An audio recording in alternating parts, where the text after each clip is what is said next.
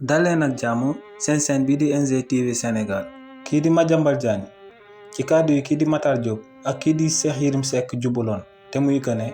kii di président Ousmane Sonko daa jot lu tollook 20 milliards de dollars yu bàyyi ko Qatar ci ay renégociation contrat pétrolier yim daan amal ba muy nekk biir impôts et domaines na. kii di Madiambal Diagne ne ci li ni mel déggu ci waa société civile bi nga xam ne balaa dossier de détournement sax di yeewu ci réew mi di Sénégal ñu daal di jël dossier boobee jéem ko yóbbu OFNAC wala beneen corps de contrôle ngir ñu daal di topp kookee laale ci ay fonds de détournement ne dossier bii nag concerné kii di président Ousmane Sonko te ñu wax que ne daa détourné lu tollook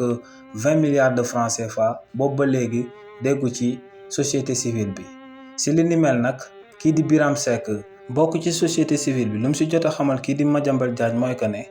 kii di Cheikh Yérim Seck ak kii di Matar Diop ba ñuy wax li ni mel Sénégal yëpp xam nañ que ne seen kàddu yooyee dañoo infondé que ne lu ñuy wax du dëgg que ne lu ñuy wax amul moo tax sénégalais yu ëpp daal di soofantal mbir moomee. ginnaaw loolee kii di Birame Seck daal di wéyal di xamal kii di Madiambal Diagne que ne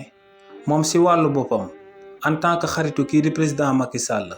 moom ci wàllu boppam en tant que journaliste moom moomee lañ war a laaj lu tax yëkkatiwul ay kàddu daal di koy jëmale ci kàddu yu kii di Cheikh Yérim Seck ak kii di Matar Diop yëkkati woon na te ñuy wax que ne kii di président Ousmane Sonko dafa détourné ay milliards ne moom ci wàllu boppam lañ ko war a njëkk a laaj en tant que journaliste ndax liggéeyam boobee may na ko mu daal di yëkkati micro am daal di laaj ku nekk. kon ci li ni mel lu tax demul laajte kii di Cheikh Yérim Seck ak kii di Matar Diop ñu wax ko ci lu leer mu daal di ñëw leeral Sénégalais yi wala ci li ni mel demul laajte kii di président Macky Sall mi nga xam ne moo ëpp information Sénégalais yëpp bu ko defee tamit mu daal di ñëw leeral Sénégalais yi. kàddu yi ni mel la kii di Birame Seck daal di tontu kii di Madiambal Diagne ginnaaw ba mu génnee di wax ci tekkaaru société civile bi.